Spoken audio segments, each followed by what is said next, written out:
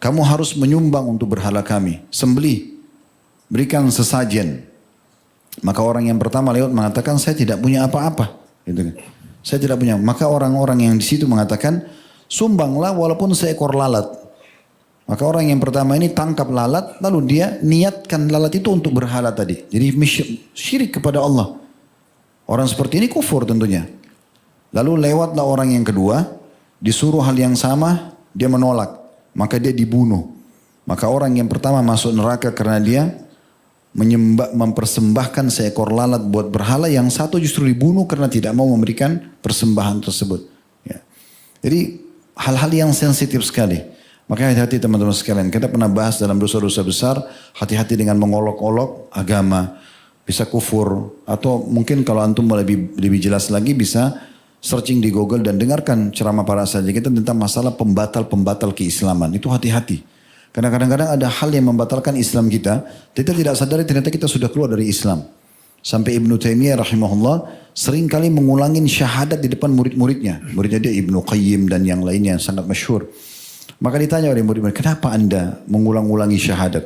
Dia bilang, saya khawatir ada detik-detik hidup saya terlewatkan, saya tidak sadar saya berbuat kekufuran. Sehingga saya meninggal dalam keadaan kufur, maka saya perbaharui keislaman saya. Ya. Jadi memang berbahaya sekali dan sensitif sekali. Jadi dari poin pertanyaan ini sebenarnya, adanya tokoh agama terjun dalam dosa itu bisa terjadi. Tapi seidealnya tentu tidak. Ya. Dan tentu kalau ada satu dua orang yang seperti ini jangan jadi tolok ukur. Tidak boleh kita memukul rata, berarti semua kita nggak bisa percaya lagi dong dai-dai.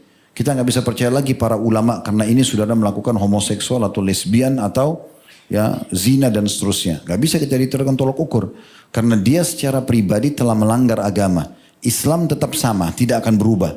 Yang halal halal, yang haram haram.